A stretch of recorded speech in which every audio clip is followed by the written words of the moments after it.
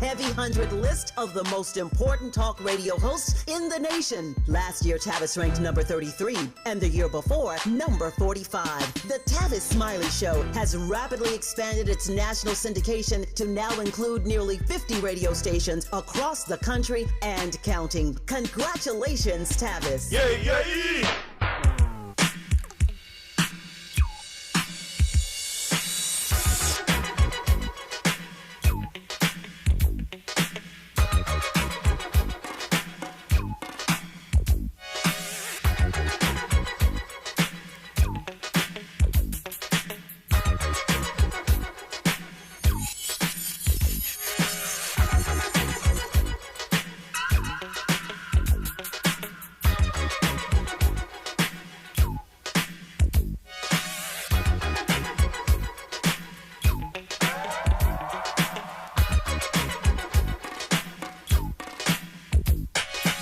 It's like a jungle sometimes, it makes me wonder how I keep from going under. It's like a jungle sometimes, it makes me wonder how I keep from going under. Welcome to the Black Pack here on KBLA Talk 1580. I am your host, Adrianne Shropshire, and we are 25 days away from Election Day. November 4th is around the corner, and while states across the country will be gearing up to vote for governors and state attorneys general and mayors and Supreme Court justices and many, many more. Here in California, as you all know, we are preparing to vote on Proposition 50, the emergency and temporary redistricting ballot measure. There's some new polling out this week on how voters are planning to vote on the measure. If you were wondering how your fellow Californians are going to land, this new data will give you some indications. So, as you know, Prop 50 is asking voters to approve, again, a temporary and emergency redraw of the state's congressional map in response to Donald Trump asking red state governors, including Governor Greg Abbott in Texas, to redraw the maps in order to inflate the number of Republican House seats in their states. So, in this new poll that's conducted by the research firm Coefficient, 54% of Californians that are likely to vote said that they will vote yes. 54% of likely voters in California said that they will vote yes on Prop 50, while 36% said that they will oppose the measure, and about 10% saying that they were still unsure, and that is likely because they haven't got enough information about it to be able to make up their minds. These voters were not convinced by all the no campaign, the No on 50 campaign messaging and mail and digital and television that's been out there that I'm sure you have all seen and or gotten at your house. These voters weren't convinced by the argument that the measure is undemocratic, but these voters do feel strongly that passing Prop 50 preserves democracy and serves as a check on the Trump administration.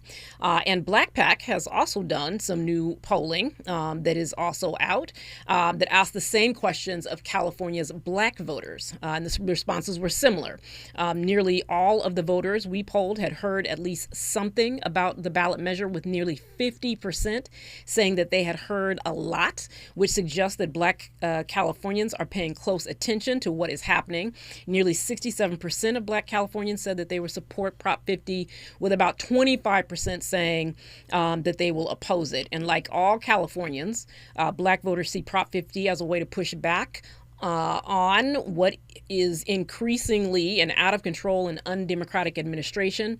But black voters also see it as a way to check what they see as an attack on black political power and on black representation in the United States Congress. So the ballots are out. I know that mine is sitting on my dining room table. I'm planning to fill it out and drop it off this weekend. And I would suggest that you do the same with yours. Don't wait. Don't delay. Fill it out and drop it off. We don't need election day drama at all. So if you got your ballot, go ahead and drop it off as soon as you can. Elsewhere in the country, as you all are undoubtedly aware, every day there is more and more drama. We saw Trump this week making good on his promise to prosecute those that he thinks were once mean to him, starting with, as we talked about before, former FBI Director James Comey. Then yesterday, Trump's Justice Department got an indictment against New York Attorney General Letitia James. You all will remember that it was Tish James who sued Trump, his organization, and two of his sons for defrauding the people of New York, and she won. But let's take a listen to Tish James' statement yesterday when she responded to the indictment from the Trump administration. This is the time for leaders on both sides of the aisle to speak out against this blatant perversion of our system of justice. I stand strongly behind my office's litigation against the Trump Organization. We conducted a 2-year investigation based on the facts and evidence, not politics. Judges have upheld the trial court's finding that Donald Trump, his company, and his two sons are liable for fraud. I'm a proud woman of faith, and I know that faith and fear cannot share the same space. And so today, I'm not fearful. I'm fearless. And as my faith teaches me, no weapon formed against me shall prosper. We will fight these baseless charges aggressively, and my office will continue to fiercely protect New Yorkers and their rights. And I will continue to do my job. So that is a classic example of who, that statement is a classic example of who Tish James is. She is a fearless fighter. And communities across New York, Black communities and others are organizing to defend her. Meetings are being called of leadership. Folks have no intention of allowing her to be out there by herself in this moment where she is wrongly accused. And we are going to get into that. We also know that we heard today that there are reports that criminal charges may be coming as early as next week for Trump's former national security advisor, John Bolton. So he has a list. He talked about that list, and apparently he is weaponizing his Justice Department to bring charges and indict people on that list. When we come forward, we're going to be joined by Kelly Vitelli, the executive director of Capital B News, to break down this story and the rest of the drama from the week. And in the 5 p.m. hour, with just 3 weeks left to Election Day, we'll talk about the attempts by the federal government to gain access to state voter data and what that is about, with Nick Presley, the co-director of States at All Voting is Local. So stay with us. When we come forward, we'll be joined by Kelly Vitelli from Capital B News. This is the Black Pack. You're part of the Black Pack with Adrianne Shropshire on KBLA Talk 1580.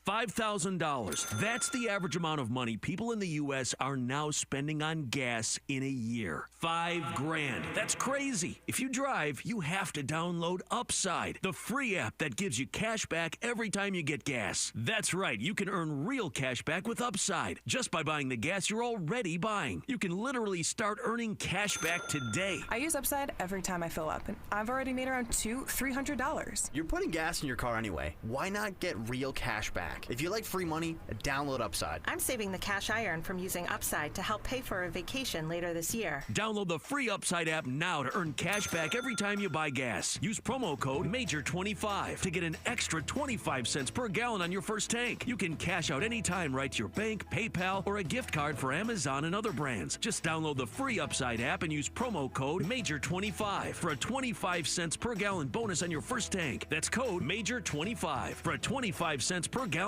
bonus. Hello, KBLA delegation. Tavis Smiley here. On Saturday, October 25th, LA Trade Tech becomes the epicenter of ideas that matter. The Left Coast Forum is bringing together voices that challenge, inspire, and illuminate, with keynote presentations from people like noted economist Richard Wolff, the man who breaks down capitalism in ways that make sense to working folk like you and me, and Dr. Cornel West will be there, the brilliant philosopher and activist who never stops fighting for justice and speaking speaking truth to power and to the powerless for that matter. So this isn't just another conference. This is where ideas get tested, where the conversations that shape our future begin.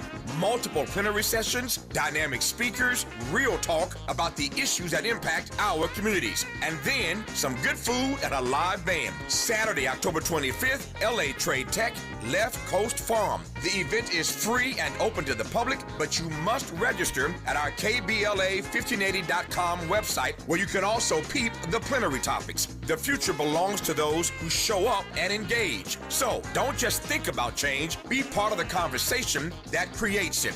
The Left Coast Forum is brought to you by the LA Progressive, the Empowerment Congress, Community Coalition, Partnership for Growth LA, Southwest Voter Registration Education Project, LA Care Health Plan, United Teachers Los Angeles, Black Progressive Action Coalition, St. John's Community Health, the National Lawyers Guild, the Weingart Foundation, and more. Space is limited, so if I were you, I'd register right now at KBLA1580.com.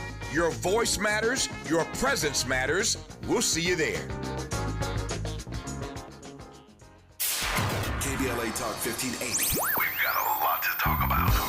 KBLA Talk 1580 is committed to self-care and community well-being. Walk Good LA was formed in June 2020, inspired by the Black Lives Matter movement and the beginning stages of the COVID-19 pandemic. What began as a few minutes of breath work and yoga meditation before protests against police brutality turned into a safe space for the community to heal in hard times. The immensely positive response from the community transformed the momentum into a movement. Today, Walk Good LA is a Black and Brown-led community wellness organization based in Los Angeles. They provide spaces for healing through community yoga classes, guided meditations, hikes, run clubs, and other activations throughout Los Angeles that attract hundreds of members weekly. With the help of Propel and Michael B. Jordan, they now have a yoga and wellness studio in Los Angeles called the Walk Good Yard. To join their mailing list and connect with healing spaces, please visit walkgoodla.org. That's walkgoodla.org. Or find them on Instagram at walkgoodla. This is a community call to action, a community call to healing from KBLA Talk 1580. Hey there, Los Angeles. This is James Lucky Jr., publisher and editor of Los Angeles News Observer. Are you hungry for news that matters to you in the African-American communities of Los Angeles? Well, buckle up, because we got the scoop you've been craving. Stay in the know and never miss a beat with our free weekly publications conveniently available near you. Or hop on the digital wave and become an exclusive subscriber at OGNSC.com. Don't forget to join the party on Instagram and Twitter at OGNSCINC for behind-the-scenes access and sizzling updates. No more FOMO. Let's stay informed, connected, and empowered together. You don't talk to me like that. You don't talk to your mommy like that. Unlike your mama, we can handle your black talk on the Black Pack with Adrianne Shropshire. You are listening to the Black Pack here on KBLA Talk 1580. As usual, there is a lot moving in the news this week. I called it drama earlier, and that is certainly what it is. Joining us now to add some context to the madness is Kelly Vitella, award-winning journalist and executive editor of Capital B News. Capital B News is a Black-led, nonprofit, local and national news organization reporting for Black communities across the country. So thank you so much for joining the Black Pack, Kelly, and welcome. Hey, thank you so much for having me. I'm so happy to connect with you and your audience. Of course, you have. Well, let me tell you something. You've got fans in the station here. We're just talking about how much we love Capital B, and how folks are always pulling the y'all's articles to help inform the news here, even at KBLA. So thank you so much for all that you all do. And we'll talk a little bit later about how folks can support you.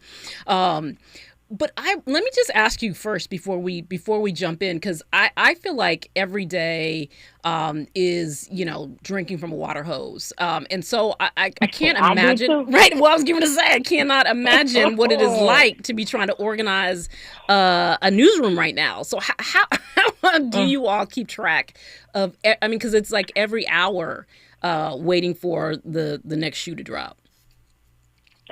Honestly, our days just begin so early. Yeah. As journalists, we just have extremely long days. I am up looking at the news at like 6:45 a.m.? I do not like that for you. I do not love it for you. You know, I'm eager to get up and engage in that way, though, to be honest with you. I remember when I was new in journalism and I thought, oh, my God, I could never do that. But, I mean, honestly, it feels like since COVID, and I don't know if you feel the same way, but to me, I've just seen a noticeable shift since COVID. Like, I think COVID just set in motion. Like, that is what I was, at that time, I was working at the New York Times. And we moved back our morning meeting, our daily morning meeting, to like 8 o'clock in the morning. You know, and it just, I felt like it was just getting earlier and earlier and earlier. And so that just meant a lot of preparation had to take place. I mean, so. Well, let's start with talking about this indictment of New York Attorney General Tish James. We saw, Trump spent the entire campaign saying that he was going to exact retribution on anyone who had made him feel bad, essentially. Yes, he did. And so now they seem to be, going quickly from Comey to Tish James, ignoring, their own prosecutors, career prosecutors, who are saying there is not enough evidence here to bring an indictment, but sending in folks who have no experience to try and get these indictments nonetheless. So we got Tish James. There are reports that John Bolton may be facing charges next week, but this is something that we have not seen certainly in modern politics in this country, this sort of, going after folks and for kind of the most ridiculous things, right? So with Attorney General James, it is about mortgage fraud, right? Which is the same allegations that were made against Federal Reserve Governor Lisa Cook.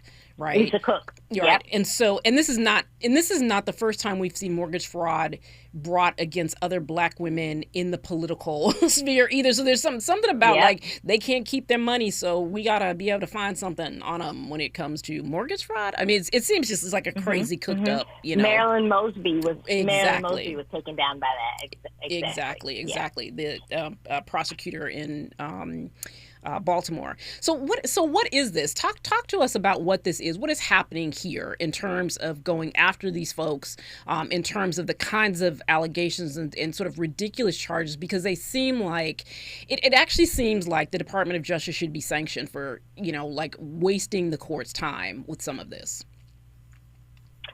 Well, I mean, I think Trump has said it himself. I mean, that's the interesting thing about the moment that we're in. And as we do this journalism as a newsroom, in the past, when you dealt with political figures who were doing things that may have been unethical or non-standard in politics, you would always feel like you'd have to question yourself in terms of whether or not you were making an assumption about what the person was doing. But Trump has been very open about what his plans are. He has said very openly that he's taking revenge, that he's getting retribution. I will be your retribution. Right. He has specifically named these individuals that he is targeting. So it's just not a mystery as to what he's doing. It's just something that is shocking to us because we've not seen this type of political behavior in our lifetime. Now, I don't want to say that it never happened because I think America has been through a variety of cycles. That's right. Right? And it's important to remember that. And a lot of people are saying that that this period that we're living through right now is very similar to 1925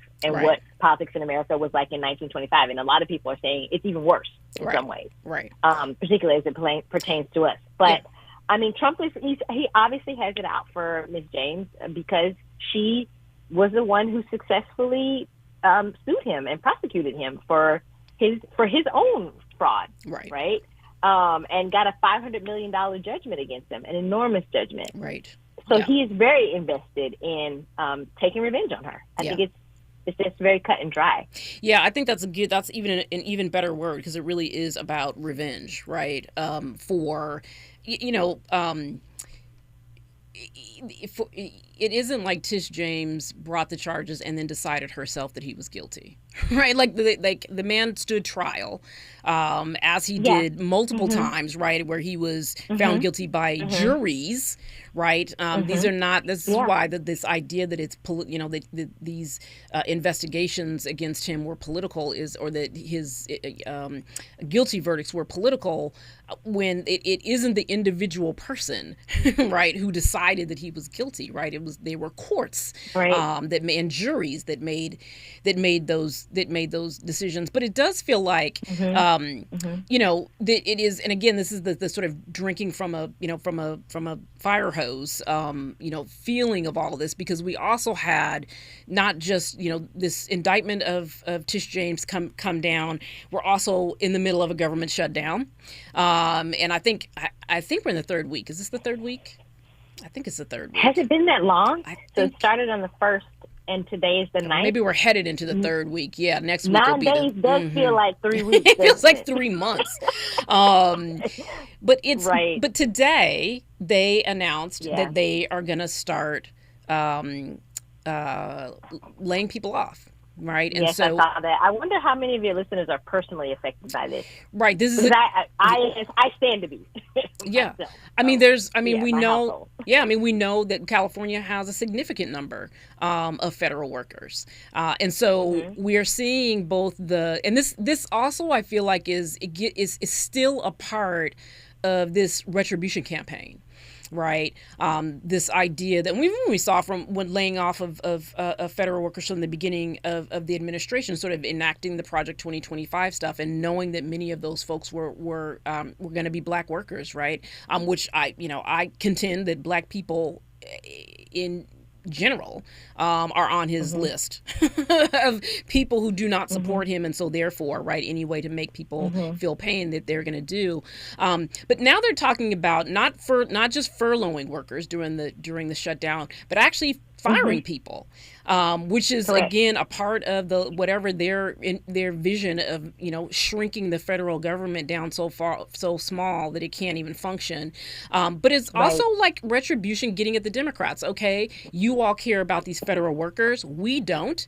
If you don't open the government back up, we will fire the people that you care about. And it's so outrageous because these are Americans for which this government is supposed to be responsible for. Yeah, I mean, I just think that it's a really, really difficult time right now for people who are in those roles, in part because this has not been really the scope of this, the scale of it, the plan itself has just not been revealed. It's just been teased up, and it has been for several weeks now. Yeah. And so I can only imagine what these families are feeling like. Today, someone, I can't remember which agency it was and which official, but this person announced that they had started sending out RIF notices, which is reductions in force. So people were starting to get these notices. So we still don't know exactly what the scope is. And that puts the unions who are trying to help people get through this period in a really difficult position, because how can they organize and how can they try to assist people in this moment? If they don't know, I also think I think that there is a side to this that could be related to, exacting revenge against the Democrats and, making this scenario a very difficult one as they attempt to take a stand against, the cuts to Obamacare. I also think that there's just a real political calculation here and, a philosophy, right? Yeah. The philosophy being laid out in Project 2025 about what government should be. And and Trump has never needed to have a shutdown in order to enact that. As you said, he's been making these cuts since day one. Right. I mean, this has been the plan all along. And I don't think that the shutdown would have an impact on that.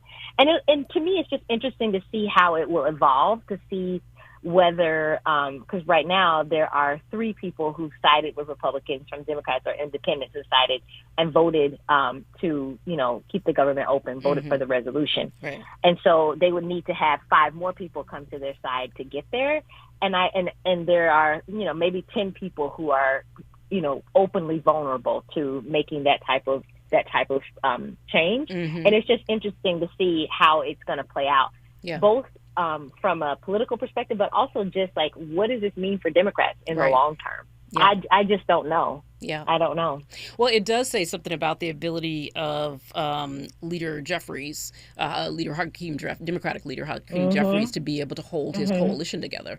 And I think there hasn't been a lot of focus on that, right? I mean, I'm glad you raised that point, because I think that there's a lot of focus on him, right, and his ability to sort of play the rhetorical game, right? And Chuck Schumer, right? And Chuck this is Schumer. the Senate where the power really is on this, and that Chuck Schumer would have to hold the coalition together to be able to achieve that. But I also think Democrats, I know that they're saying that they know what is going to be the impact of this and that this is a good idea, but I don't think they know that for certain. I think that they're just as uncertain. I don't think they know for certain. And then looking at what the impact of this is on people, like at the end of the day, people's jobs and livelihoods are at stake here. How are people paying their bills? Yeah.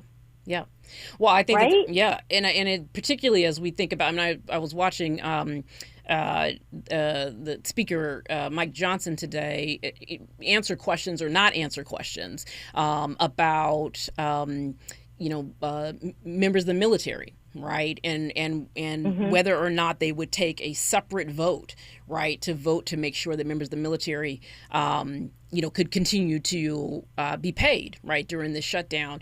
And he was very evasive, right? He wouldn't answer the question. And so I think this is like, it is real people's lives on the other side of this, right? People who aren't getting paid, who aren't paying rent, who aren't, who are making decisions about how they, manage. No one's winning. No one's winning in this scenario. There's literally nobody winning in this scenario. That's right. It's not our role as journalists. It's not our role to judge either side and say, I don't know who is right or not in this scenario. But I think it's pretty clear that nobody is winning in this scenario. We're all losing here. And it only gets worse the longer that this plays out. So when we come forward, we're going to continue this conversation with Kelly Varela, the executive director of Capital B News. And I want to talk to you a little bit about just the media environment right now and the broader kind of ecosystem and how all these issues are being covered. So stay with us. This is KBLA Talk 1580. You're listening to The Black Pack. More of The Black Pack with Adrianne Shropshire on KBLA Talk 1580 when we come forward.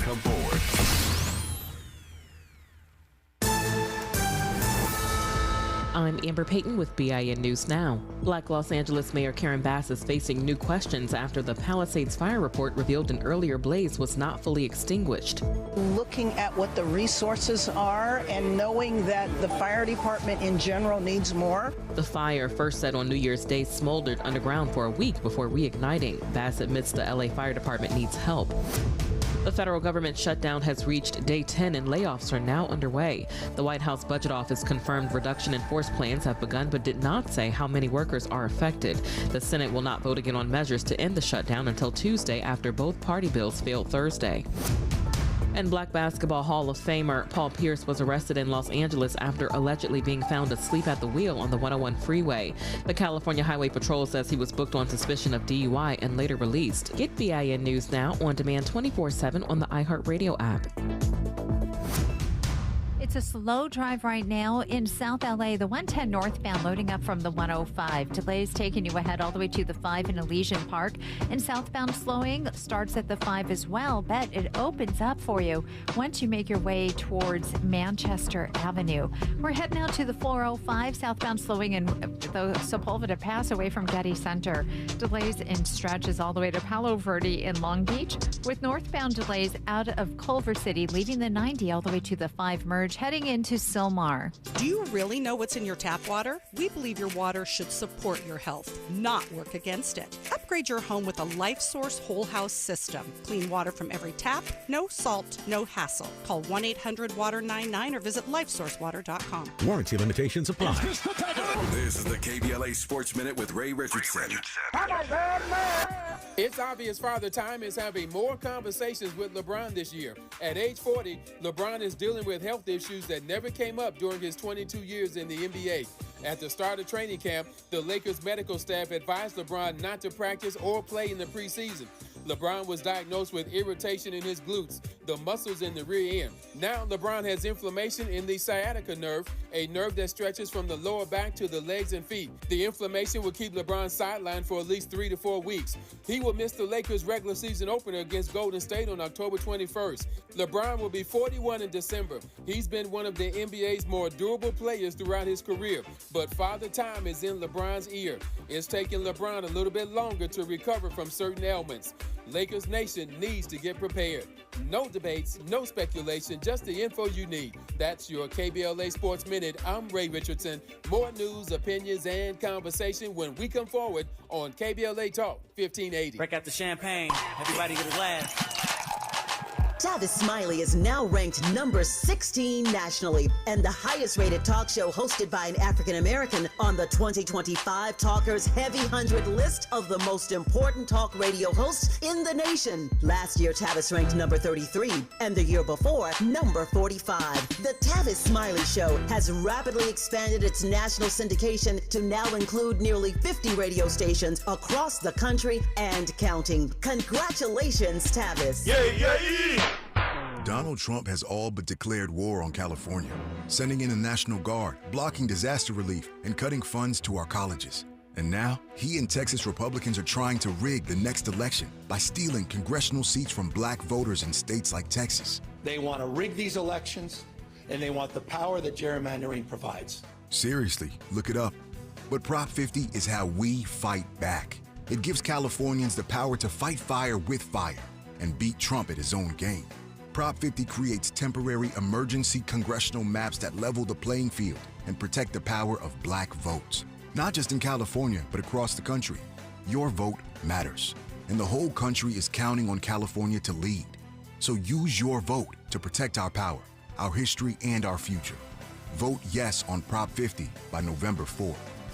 Ad paid for by Yes on 50, the Election Rigging Response Act, Governor Newsom's Ballot Measure Committee, Ad Committee's top funders, HMP for Prop 50, and Fund for Policy Reform. KBLA Talk 1580. We've got a lot to talk about. KBLA Talk 1580, connecting you with services and solutions. LA County's new Justice Care and Opportunities Department, or JCOD, is here to support justice-involved individuals and their families. The JCOD Support Center is now taking calls at 1-833-LACJCOD. That's 1-833-522-5263. Available 7 days a week from 6 a.m. to 11 p.m., the Support Center is your one-stop shop for re-entry issues and court support. They offer court reminders, connections to local services, transportation assistance for housing, court appearances, and childcare. The JCOD hotline provides personalized help to connect you with services that you need. And don't forget to check out justiceconnect.org for more information. Remember, it's free and available every day at 1-833-522-5263. This is a community call to action from KBLA Talk 1580.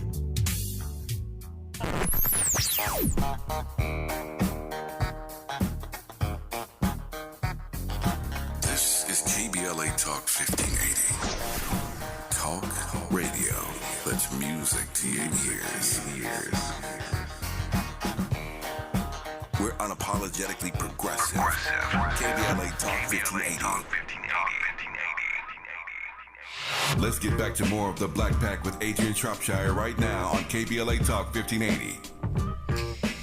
You are listening to the Black Pack, and we are joined in this conversation by Kelly Varela, Executive Director of Capital B News. And Kelly, I wanted to talk a little bit about just what's happening in the news ecosystem right now. I talked earlier about, how Capital B has fans here at the station. I am a big fan. I'm always looking to you all, especially because you all cover a lot of what's happening at the local level, and that definitely oftentimes does not break through to be able to know what's happening in local communities around the country. But it does feel like right now, and I know that people feel this is the reason why lots of folks have turned their televisions off, right, or are uncertain about what they should be listening to or who they should be listening to or if they're getting accurate information. and particularly on some of these issues as we, again, it's like tsunami of nonsense coming out of the White House and all of its tentacles. It does feel like you have a lot of outlets right now who are just basically taking notes for the administration and then reporting it as fact, right? No discernment, no objectivity. And that feels like that's not journalism, right? That is not what the role of the press is supposed to be, actually. And so I just wonder how you think about what's happening and how the news is being reported in this moment. Wow. I don't know if I'm much of a media apologist, but I will say that I think there's two different trends going on. Mm-hmm. I do think that a lot of people are really, really exercising the First Amendment and doing the job that journalism is supposed to be doing. And I have seen some extraordinary courage on the part of journalists. I think that it is remarkable that in the face of lawsuits and threats that have been directly leveled against a variety of news organizations, journalists are still out there. There's a whole group of journalists that are still out there being watchdogs and really being very, very, just really observing everything that the administration is doing and reporting back on that, even as Trump tries to commandeer and control and, just to control the message and make sure that everyone is aligned with what he's doing. Yeah. On the other side, right, there's a whole group of, and this might be what you were talking about off the top, right, is that there's a whole group of people who recognize that there's a ton of money to be made out of spreading disinformation or going along with what the administration is saying. Right. I think it's a very challenging time right now for people who are consumers of media to understand what is truth. Yeah. Because this administration has just been so successful and effective at co-opting so many media organizations. Yeah. And that is the danger for the public. And it's like, how do you figure out what you should be listening to? How do you know? And I think this is the thing that I always like to say is that you have to take time. You have to listen. It's not just you can't drive by a radio station, a news organization, read an article, and just trust that. Right. Yeah. You can't. Yeah. It's a relationship, right? Like, it's a relationship.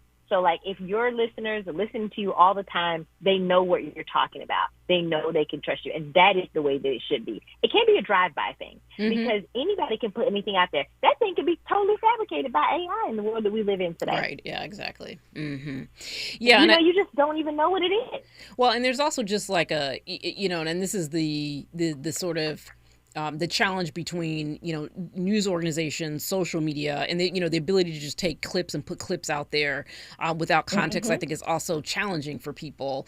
And especially when you have an administration that frankly just lies, right? That would just say things that if you had a split screen, right, you'd be listening to the thing that is coming out of their mouth and watching the thing that's happening in reality. And they would be two completely different things. And so I think that that's also what makes it hard for people to be able to believe, right, anything. And that you got to be on your P's and Q's. Right. Yeah. And when that's true, I mean, I think the other question, the other side of this, though, I think would be, how is this playing out and what is it like in terms of the current landscape for Black journalists? So, obviously we're KBLA, right? We're unapologetically Black and progressive and all those things. And there's other folks, and we've tried to have independent folks, independent media voices on so that people have other resources. But what is it like? Because I imagine that it is difficult in general, right, in the landscape. And I appreciate you bringing in some some light, right, into my it's all bad. Yeah, there's positivity, right? Right, but the people really are trying to do their jobs, and we see them, right? But I imagine that it also must be there's another layer of complexity. I think, or there may be. You'll tell me, right, for Black journalists who are trying to report the news in this moment. I think that it is really complex for us, definitely. I think that the administration has a special target out for us, as well as for Latino journalists, right? There have been numerous instances in which we've been humiliated publicly. As members of the media, have been targeted, have been called stupid by the president directly. There have been various altercations of that sort, and all of that is intended to intimidate, right? Is intended to make us feel like we don't belong, intended to stop us from asking questions, intended to stop us from doing the job that we want to do. And let me tell you something. There are moments when it is genuinely frightening. Like you take, for example, after the Charlie Kirk assassination, the mood that we entered into, right? And the threats that came out of that immediately, and the people who started losing their jobs. I mean, Karen Atia, right? And she lost her job, right? That was a very genuinely frightening moment for many Black journalists. Because it was like, okay, I think a lot of people were frozen that particular week immediately after it was happening, trying to figure out what you could say, what you could do, and how we're going to navigate this moment. And I feel like a lot of people are probably still in that same zone. Right. And it's difficult. It is very challenging. Well, it was an attempt to kind of silence people, right? In that during that period, and I think I agree. I think people are still trying to find their voice, right? How do you talk about it? How do you navigate around these complex and maybe controversial issues? Right, and I think the other hard part of it is, how do you both report on things that are taking place, right? To report on the things that Trump is saying. And the important developments that are taking place, while also driving your own news agenda and making sure that people know the bigger picture and the things that they need to know, right? And that is very challenging in itself, because we've all been pushed to a point, and I imagine that this is something that all newsrooms are dealing with, right? But we've all been squeezed financially. This is a very tough industry to be in, and it's hard to balance those two things, to be able to report on all the things that he's saying and doing, while also being able to make sure that people know the things that they truly need to know, because not everything that he's saying is actually genuine and a thing that he's really trying to make, that you really actually need to know. Right. So it's challenging. Well, I think yes, and I mean this is I think at the top I said how do you do it, right? How do you make sense just for regular people, right? And I get the reasons why people just turning it off. It's overwhelming, and it's also hard to kind of sort through. What's the most important thing that I need to know, right? Do I really need all of this, right? Do I need to be consuming all of this? And then I think the other thing, and maybe I'll ask you this question when we come forward, but I really do, because I think that people are trying to understand what news sources they should be going to, and also what do they do? How do they assess, right? What happens when a trusted news source that they had suddenly seems to go in a different direction, right? I think that's something that folks are also trying to adapt to, agree, or not agree, but figure out. And we're going to be experiencing a certain amount of that, because there's a lot of consolidation going on in the industry right now. A very good point. I mean, what I believe is the most important thing is to know your values. Yeah. What are your values? Yeah. Right? Like, where do you stand on issues related to democracy, freedom, the Constitution, right? Understanding those things and understanding how your values align with the Constitution, right? I mean, taking it back down to the bedrock. And then you have to look and find some news organizations. Find a handful of news organizations. It doesn't have to be a lot of them, but find a handful of news organizations that are consistent with those values. And again, like I said, it can't be a drive-by thing. Right. You actually have to have a relationship with this news organization in order to understand whether or not you're getting good information. What you need to get. Well, you need to get. I'm gonna ask you to. I'm gonna come back to this question because I think that this is actually sort of the core of what I think a lot of people are grappling with, and I think you're actually giving some incredibly good advice. So I'm gonna dig into it a little bit more. You're listening to the Black Pack. Stay with us. You're part of the Black Pack with Adrianne Shropshire on KBLA Talk 1580.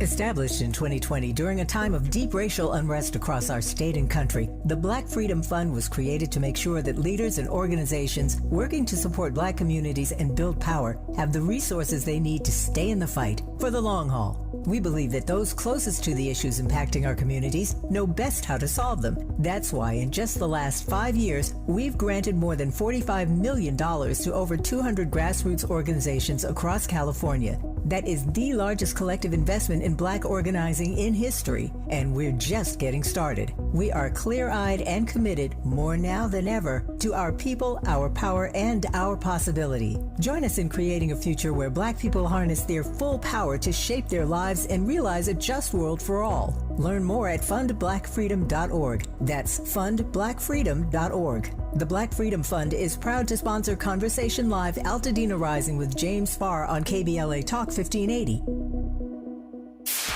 KBLA Talk 1580. We've got a lot to talk about.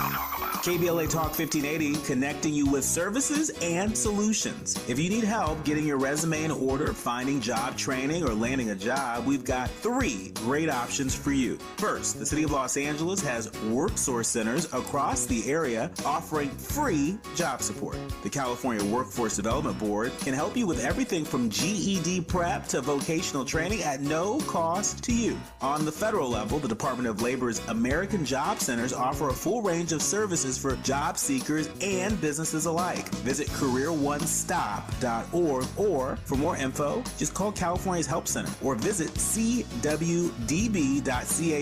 or call 916-657-1440. For the City of Los Angeles programs, go to ewdd.lacity.gov or call 213-744-7300. All these services are free to help you get your next job. This is a community call to action from KBLA Talk 1580.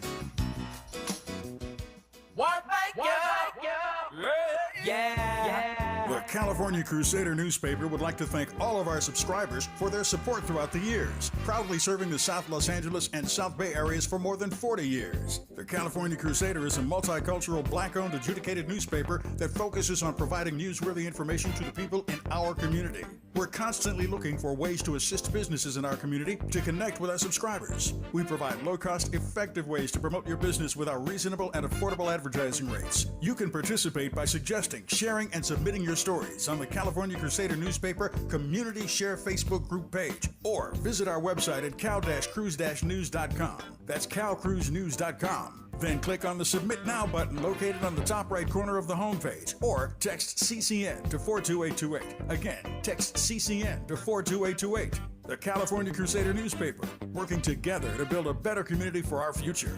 Subscribe today. You don't talk to me like that. Don't talk to your mommy like that. Unlike your mama, we can handle your black talk on the Black Pack with Adrianne Shropshire. And we are here with Kelly Varela talking about the news landscape, the tsunami of news that we get every day, how Black journalists are managing this moment and getting the news out. And Kelly, I wanted to just take just another minute on this idea of, you know, how do people sort through what they should be consuming, right? And you had some really great advice about, you know, get clear on your values and you know, what news outlets, news sources align, and to remain in the relationship with them. And I think that this is one of the things, right? Because I think that the way that the ecosystem and not just you know, sort of traditional media, but certainly you know, digital spaces, right? Sort of. I don't want to say, I was going to say cause people, but they encourage people maybe to not stick with what you like to sort of jump around and chase clicks and chase stuff that's drive-by. viral. I call it drive-by. Right. Yeah, exactly. Mm-hmm. Right. Mm-hmm. Well, good. Mm-hmm. Thank you for saying that. Yes, because I think that's sort of what people end up doing mm-hmm. because they're trying to find the mm-hmm. The thing, right? The thing mm-hmm. they feel comfortable mm-hmm. with, that they feel like they're not being lied to. And I think going to a lot of the Black-led newsrooms is a good opportunity. People feel comfortable and feel like they're being, the people on the other side of that line are trying to make sure they get good information. But yeah, I think it's difficult for people to navigate this moment where there's so much and it's uncertain who to listen to. It is hard, and we just have to really put on our critical thinking hats and leave them on forever. Mm-hmm. Yeah. I mean, like, at the end of the day, this is, the service that we provide as journalists and that the public relies on us for is holding the government accountable to the things that it is supposed to do on a very fundamental level. Mm-hmm. And this is why we have this very strong First Amendment freedom. That is the purpose of it. Right. And, if you want to be an active participant in our democracy, and we all do, mm-hmm. it's a responsibility that we have to make sure that we remain informed. Mm-hmm. And like I said, in order to do that, we really have to be really scrutinize the options that we have and watch them, right? And you talked about that moment when things can shift, because things can change. I mean, mm-hmm. one of the entities that's about to undergo a major change is CBS, right? CBS News has gone from, I remember, I'm old enough to remember when Dan Rather mm-hmm. was a legendary, TV news anchor, and everyone trusted him. I mean, I remember Walter Cronkite. I think that was CBS News. I remember Walter, but I do remember Dan. And for me, like, to see CBS now put in place someone who has this mm-hmm. reputation as being a completely partisan journalist, to be Barry Weiss as the editor of CBS, to see CBS to be sold to Larry Ellison, who's a billionaire owner of Oracle, the company Oracle, mm-hmm. And is a major Trump supporter. Right. I think this portends a certain direction that CBS is about to go in. And there may be members of this audience who trust that, and that may be what they want. Right. And that's not for me to say what that should be. Sure. But what I am saying is that for other people who may not, it's good to be aware of how these things are changing, and to just be aware of, and that's our responsibility, is to mm-hmm. be aware of those changes. And that information is widely available. Yeah. Like, the changes that are taking place within media, ownership of media is so important. And mm-hmm. making sure that as we consume this information, we need to understand where it's coming from. Right. We need to understand the values that are behind it. Right. We need to understand who's running these organizations, who owns this, who's calling the shots. Right. You have to understand all of that. You have to be sophisticated when it comes down to this. And it's really one of the most important decisions that you can make. Yeah. And I would like to say that if you're listening to something and it's a Black media organization, you can trust it. But that's not always true. That's right. Right. I mean, I think we're in a very interesting transition period as well. Mm-hmm. And we need to hold each other accountable too. Yeah. Right. Yeah. I think so. I mean, I think that there is the other maybe point is that people should feel okay walking away from something if it does change and it no longer aligns with their values, their understanding of the world, or what they want with the world. That it's okay to walk away from it, and even if that's been the thing your go-to, right? If you watch 60 Minutes every for your entire life, right? If you have to walk away, I did as a child, right? Yes, I know. I mean, me too. But you have to walk. Mm-hmm. You have to walk away. You got to walk away. But let's talk about Capital B for a moment, because I think that you all, you all do great reporting, and you do it again with a local focus often, right? Not just the national news. You all had a great article the other day, LA focused article the other day about the bid for the Olympics and the impact on Inglewood. But I wonder how you all make decisions about where you're going to report locally from, where those, in part, because I know that you all did a great tour, I think, in the fall around the election, sort of going, like, being physically present in different places, which I thought was brilliant. But I wonder how do you and your staff think about the local coverage and where you're going to focus that coverage? Sure, I'll explain that a little bit. So with the Black Political Power Tour in 2024, our goal was to go to as many swing states as we possibly could. We did not get to all the swing states, and we threw in a visit to Oakland because Oakland, right? Yeah. No, just joking. I do love Oakland. I used to live there. I love it. But the reason that it was in Oakland was because we had a partner in Oakland who we were able to work with there. And so that was how that particular tour happened. But, I mean, the national team consists of 5 different reporters who are based in different places in the country. And they have their own interests and areas that they really like to cover. So in this case, with the LA story, that reporter is actually from Los Angeles. Okay. And so it meant that he covers Los Angeles a lot. He's covered the Pasadena fires, Pasadena fire. And he's really been very active in covering stories in Southern California. And so that is a large part of how it plays. It's a challenge because we're a small team, right? In addition to the national newsroom, we do have 2 local newsrooms that are locally grounded, and they just cover their areas. But still just a small team, and we feel like we're drinking from a fire hose. So it's a lot of we're flying, we're going to different places in the country, and picking up stories when we get there. And we're so fortunate to have this reporter who covers Los Angeles and is from there. And this work that he's been doing on Inglewood is really phenomenal, where I spent quite a bit of time in Inglewood last year. And I just was so excited when I heard him telling this that he was going to be reporting this story. And so if folks want to be supportive, they want to follow you all, where do they find you all? Oh, that would be great. So please visit us at capitalbnews.org. That is our website. People can also follow us on socials with the same handle, Capital B News. And we're on Instagram. We are on TikTok. We're on Facebook. We're on all the socials. You're on all the things. You're on all the platforms. Yeah. Not on Twitter at this moment. But yes, I think all of us have abandoned that. Yeah. Well, that's great. I appreciate it. And again, I really do appreciate you all's reporting. We, try to both here on the Black Pack Show to make sure that we're pointing people in the direction of folks that we feel like are trusted messengers and reporting the news in the way that it, feels like people need to receive it.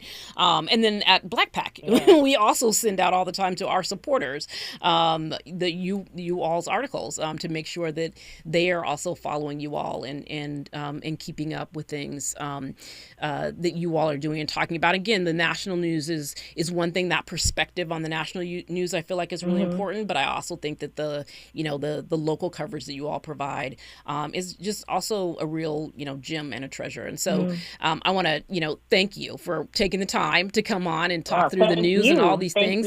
I appreciate you and would love to have you or even the reporters back to talk about things that they're focused on. So I appreciate you, Kelly. Kelly Varela, Executive Director of Capital B News. And we will be talking a little bit about election stuff when we come forward, about the government's attempt to gain access to state voter rolls and what that means. This is the Black Pack. Stay with us. KBLA 1580 Santa Monica. I'm Amber Payton with BIN News Now. St. Petersburg, Florida City Council has delayed a vote on new city flags inspired by Pride and Pan-African designs. It's a bolder step, and that's what this moment calls for. We're at a critical time right now. The proposal meant to show support for Black and LGBTQ communities after the state removed rainbow crosswalks will be reviewed in committee on October 23rd.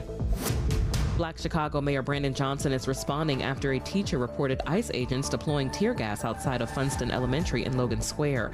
Johnson praised community organizers